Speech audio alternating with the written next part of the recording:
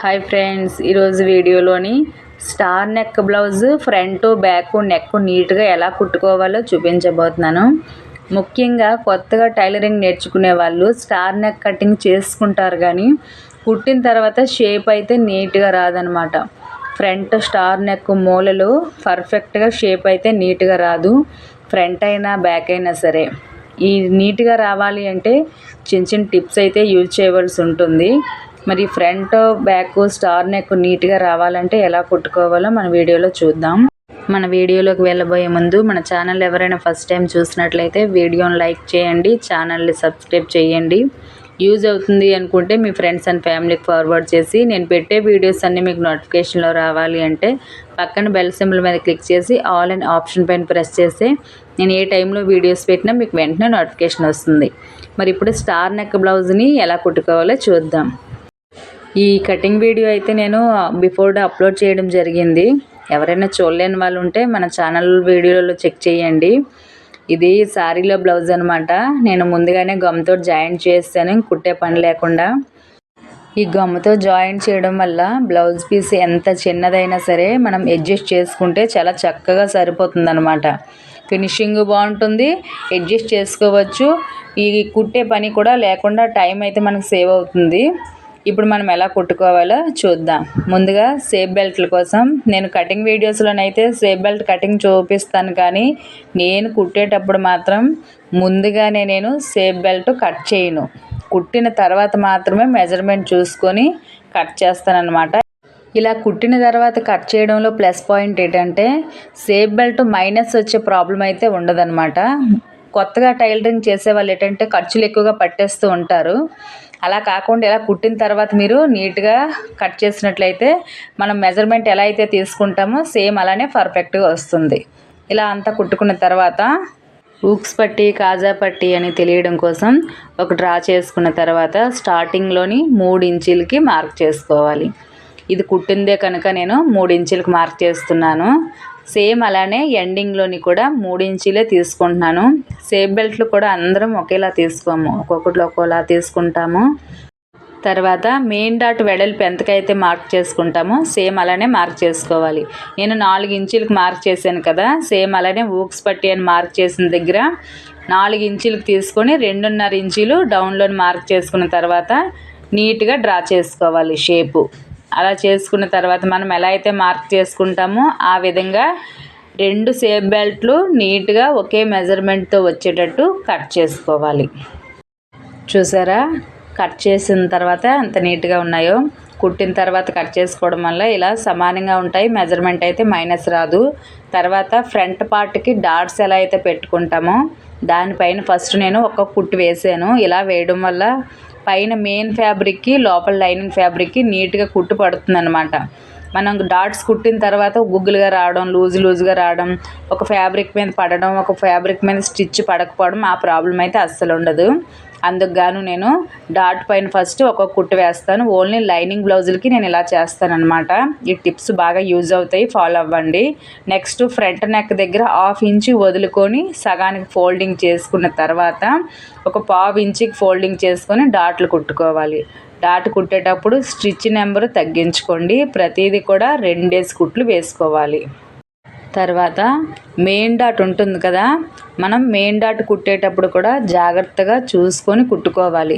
మీరు డాట్ వెడల్పు 2 ఇంచీలు తీసుకున్నారా, 2.5 ఇంచీలు తీసుకున్నారా, 3 ఇంచీలు తీసుకున్నారా, మెజర్మెంట్ ఎలా అయితే తీసుకుంటారో సేమ్ అక్కడికే కరెక్ట్గా ఫోల్డింగ్ చేసుకొని నీట్గా పెట్టుకొని డాట్ కుట్టుకోవాలి. మనం మెయిన్ డాట్ వెడల్పు డాట్స్ మెజర్మెంట్ ఎలా అయితే తీసుకుంటామో అంతకే కరెక్ట్గా కుట్టుకోవాలి. వెడల్పు కన్నా ఎక్కువగా పట్టేసినట్లయితే చెస్ట్ దగ్గర పట్టేసినట్టు వచ్చేస్తుంది. ఖర్చు కన్నా తక్కువ పట్టినట్టయితే లూజుగా వచ్చేస్తుంది. మీరు అది గమనించుకొని జాగ్రత్తగా కుట్టుకోవాలి. అలానే మెయిన్ డాట్కి ఆపోజిట్లోని లెఫ్ట్ సైడు క్రాస్గా ఫ్యాబ్రిక్ ఎక్కడికైతే తిరుగుతుందో రిటర్న్ అయ్యి ఈజీగా అక్కడికి మాత్రమే మీరు కుట్టుకోవాలి.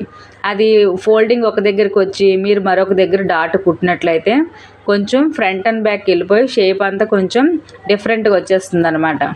ఇలా మొత్తం కుట్టుకున్న తర్వాత చూసారా, అసలు ఉగ్గులు అనేదే రాలేదు. మీరు డైరెక్ట్గా ఇలా ఫ్యాబ్రిక్ పైన కుట్టినట్లయితే లోపల లైనింగ్ మీద కుట్టు పడుతుంది. మెయిన్ ఫ్యాబ్రిక్ పైన కుట్టు పడదనమాట. ఫస్టే మీరు డాట్స్ ఎలా అయితే మార్క్ చేసుకుంటారో దానిపైన కుట్టుకోండి. ఫ్రంట్ నీట్గా లూజ్గా లేకుండా పర్ఫెక్ట్గా వస్తుంది. ఇలా మొత్తం అంతా కుట్టుకున్న తర్వాత మనం సేఫ్ బెల్ట్ని జాయింట్ చేసుకోవాలి. నేను సేఫ్ బెల్ట్ స్టిచ్చింగ్ అది చూపించడం లేదు, వీడియో కొంచెం లెందీ అయిపోతుందని ఉద్దేశంతో. సేఫ్ బెల్ట్ జాయిన్ చేయడం కూడా మీకు తెలిసిన విషయమే కదా అని స్కిప్ చేసి చూపిస్తున్నాను అనమాట. తర్వాత మనం ఊక్స్ పట్టిని 1.5 ఇంచ్ ఫ్యాబ్రిక్ని కట్ చేసుకొని జాయింట్ చేసుకోవాలి. ఇలా నీట్గా ఊక్స్ పట్టి జాయింట్ చేసుకున్న తర్వాత ఎండింగ్లోని 2-3 సార్లు ఫ్రంట్ అండ్ బ్యాక్కి రఫ్ చేసుకోండి, కుట్టు బేగా ఊడకుండా ఉండడం కోసం. ఇలా మనం 2 ఫ్రంట్లో కుట్టుకున్న తర్వాత బ్యాక్ పార్ట్కి జాయింట్ చేసుకోవాలి. ఈ బ్లౌజ్ బ్యాక్ పార్ట్కి ఫ్రంట్ జాయింట్ చేసేటప్పుడు మీకు భుజాలు జారే ప్రాబ్లం ఉన్నట్లయితే మెడ సైడు 1/4 ఇంచి లోపలికి క్రాస్గా ఫోల్డింగ్ చేసి కుట్టుకోవాలి. భుజం సైడ్ కాదు, ఓన్లీ మెడ సైడ్ మాత్రమే కొంచెం 1/4 ఇంచి ఎక్స్ట్రా పట్టేసినట్టు కుట్టుకుంటే మనకి షోల్డర్ జారే ప్రాబ్లం ఉండదన్నమాట. ఇలా 2 ఫ్రంట్లు జాయింట్ చేసుకున్న తర్వాత రిటర్న్ చేస్తే మనకి ఈజీగా తెలుస్తుంది నీట్గా ఉందా లేదా అని.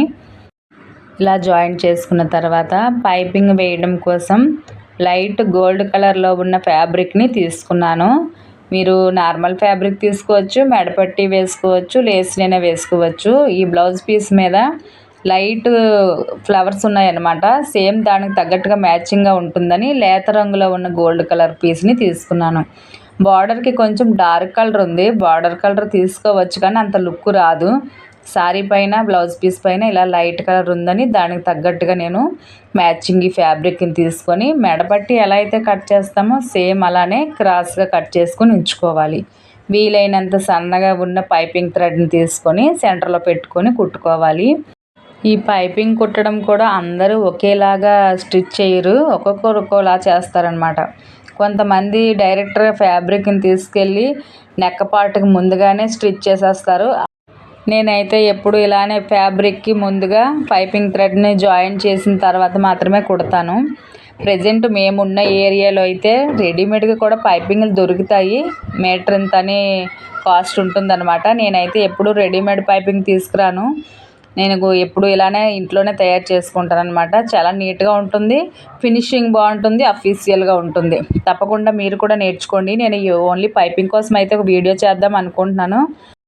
ఇలా మొత్తం అంతా కుట్టిన తర్వాత చూసారా ఎంత నీట్గా సన్నగా నైస్గా వచ్చిందో.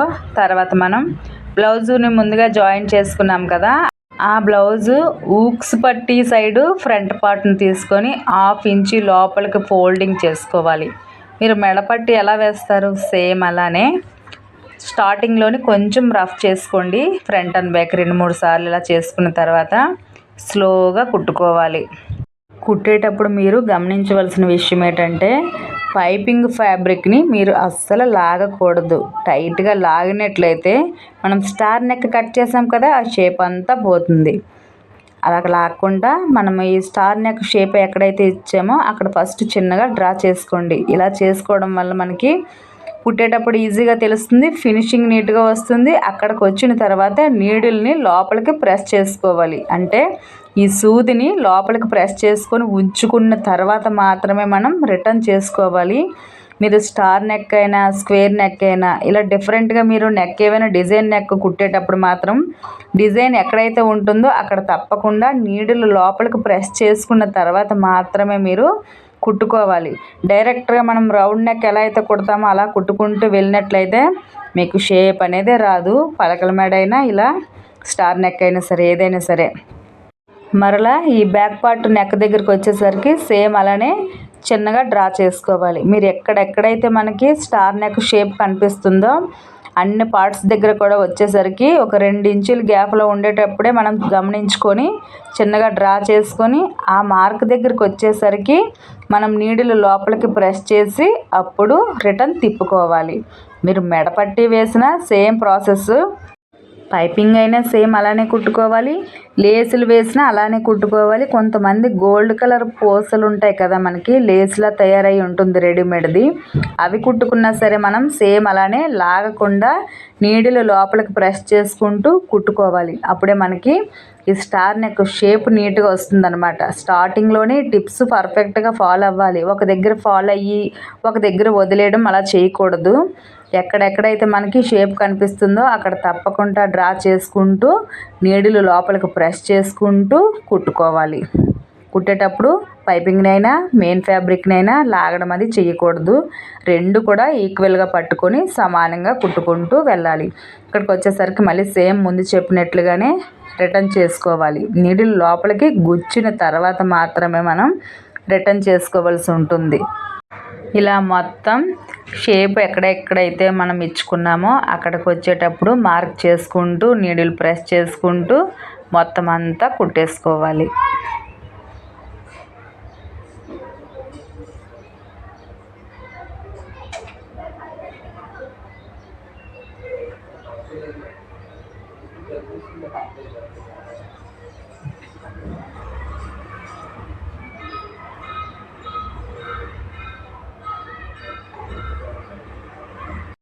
ఇలా బ్లౌజు ఫ్రంట్ పార్ట్ దగ్గర కుట్టేటప్పుడు వచ్చేసరికి సేమ్ అలానే మనం ఇక్కడ కూడా డిజైన్ కట్ చేసుకున్నాం కదా, అక్కడ కూడా నీట్గా డ్రా చేసుకొని అక్కడికి వచ్చేసరికి నీడిల్ తప్పకుండా లోపలికి ప్రెస్ చేసిన తర్వాత రిటర్న్ చేసుకోవాలి.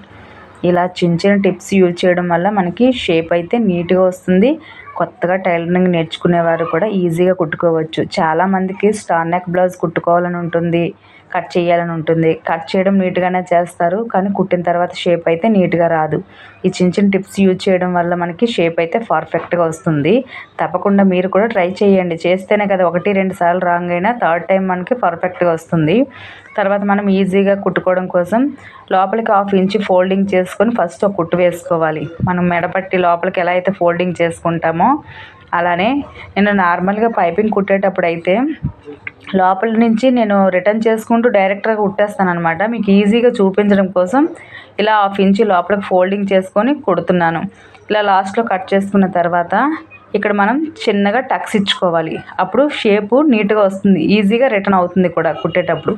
మనకి స్టార్ నెక్ అనే గుర్తింపు ఎక్కడెక్కడైతే డ్రా చేసుకొని కట్ చేయడం కుట్టేటప్పుడు నీడిల్ లోపలికి ప్రెస్ చేసుకుంటూ కుట్టుకున్నామో ఆ పార్ట్స్ దగ్గర అన్ని దగ్గర చిన్న చిన్నగా టక్స్ ఇచ్చుకుంటే ఈజీగా కుట్టేటప్పుడు దాని అంతలోదే మనకి రిటర్న్ అయిపోతుంది. చూసారా ఎంత ఈజీగా రిటర్న్ అయ్యిందో.